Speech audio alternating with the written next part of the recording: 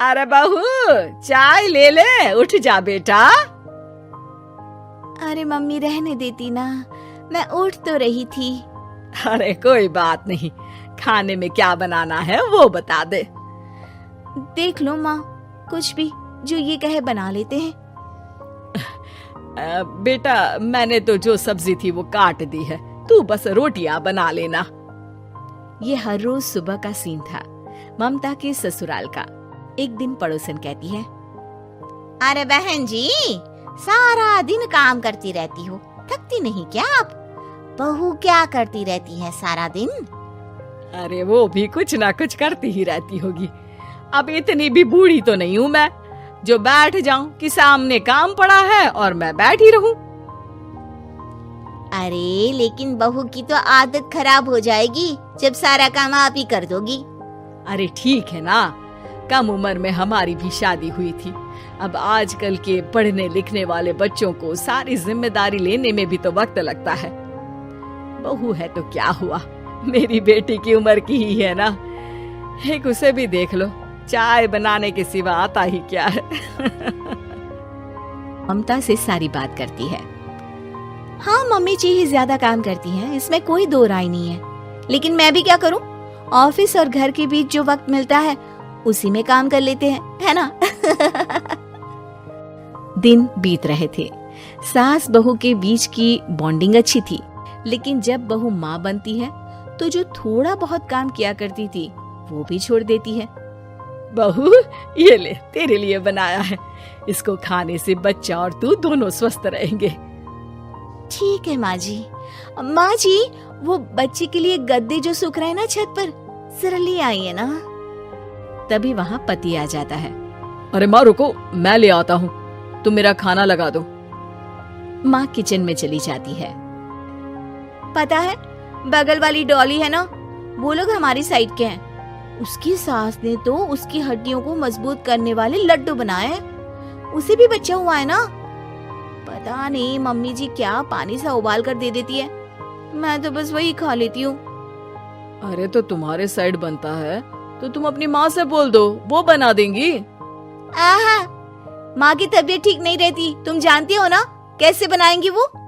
अरे क्या हो गया सासू माँ को? कल तक तो फेसबुक में किटी की फोटो डाल रही थी। अच्छा अच्छा चुप रहिए। डॉली की सास ने मनाया है, तुम लोगों का भी तो फर्ज बनता है। तभी वहाँ सास आ जाती है। ये ले बहू, गर्म पानी की बोतल, गर्म पानी पीने से पेट अंदर हो जाएगा। नहीं नहीं माँ जी, गर्म पानी पीने से प्यास नहीं बुझती। अरे पी लेना बेटा। वो बगल वाली डॉली को तो जानती है ना, जो तुम लोगों के साइड की है। तेरे साथ ही उसका भी बच्चा हुआ था। बेचारे का कोई ख्याल रखने वाला नहीं, सारा काम करती है और रात में बस एक लड्डू खाकर सो जाती है।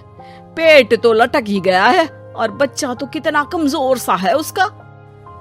अच्छा माँ, क्या बात है, डॉली की ये हाल है? क्यों मैडम, क्या कहना है आपका? पता है मुझे, किसी के पास मेरी सास की तरह सास थोड़ी ना है। नहीं नहीं बेटा, ऐसा नहीं है, मेरे लिए तो तुम सभी मेरे बच्चे जैसे ही हो। ममता को समझ में नहीं आता कि वो सास में कैसे कोई बुराई निकाले, क्योंकि हर कोई उससे उसकी सास की तारीफ ही किया करता था। एक रोज ममता के घर उसकी ननद आती है। अरे भाभी, मुन्ने को तो 6 महीने हो गए, आप अभी भी बेड पर हो। आ गई आप? कैसी हैं बुआ? बच्चा होने के 6 महीने बाद आई हैं आप।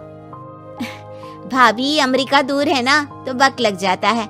अब इनकी छुट्टी अभी थी तो सभी आ गए। वैसे माँ कहाँ है? थकी हारी सास बेटी को देखकर खुश हो जाती है। माँ, इस बार तेरा वीजा तैयार है, मेरे साथ चलने को तैयार रहना। हाँ बेटा, मैं तैयार हूँ। अरे ऐसे कैसे माँ, मैं कैसे मैनेज करूँगी? कैसे मतलब? जैसे मैंने किया अमेरिका में, आप इंडिया में कर लेना। वैसे आपका तो मायका भी पास ही में है ना।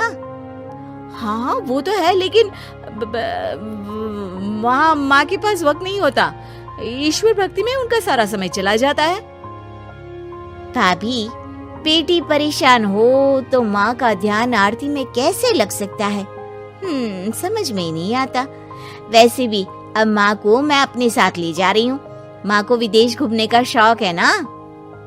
ममता मन मारकर चुप हो जाती है, लेकिन मन ही मन सोचती है कि वो कैसे सारा काम मैनेज करेगी। पति का खाना, नाश्ता, मुन्ने को नहलाना, धुलाना, फिर रात भर इसके लिए दूध तैयार करना। माँ तो सारा काम करती थी। हे भगवान, ना भाई ना। क्या हुआ भाभी, क्या सोचकर ना भी ना कर रही हो?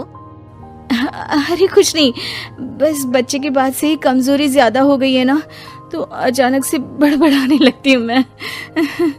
अगले दिन ममता अपनी माँ को फोन करती है। राधे राधे। माँ मैं क्या करूँ, मेरी सास तो अमेरिका जा रही है बेटी के पास। अब घर का सारा काम, बच्चा, सब कैसे मैनेज करूंगी। तू आ जाना माँ कुछ महीनों के लिए मेरे पास। अरे ना ना ममता, मेरे बस की बात नहीं है काम धाम। अरे तू तो जानती है ना, मैंने तो तेरे भाई की शादी भी गरीब गांव की लड़की से इसीलिए ही की थी कि वो चुपचाप घर का सारा काम करे। वैसे भी अब तो आदत भी नहीं रही मेरी काम करने की। ममता को माँ पर बहुत गुस्सा आता है। ठीक है माँ, देख लूंगी मैं, लेकिन मेरी मुसीबत के वक्त आप मेरा साथ नहीं दे रही है। अब भूल जाना मुझे। ममता गुस्से में आकर फोन रख देती है और रोने लगती है, लेकिन बेचारी करे भी तो क्या। अब सास और ननद दोनों घर का काम करते, नेहा आराम करती, लेकिन अब आराम में भी उसे चिंता रहती। और फिर वो दिन भी आ जाता है जब ननद का जाने का वक्त आ जाता है। भाभी मैं जा रही हूँ, अपना और मुन्ने का ख्याल रखना। ममता सास को देखती है और गले लगकर रोने लगती है। माँ जल्दी आ जाना। सास मुस्कुराकर कहती है, कहाँ से ममता, मैं कहीं नहीं जा रही। मैंने देखा कि मेरे जाने की बात से ही तू परेशान हो गई थी, इसीलिए मैंने अपना जाना कैंसिल कर दिया है।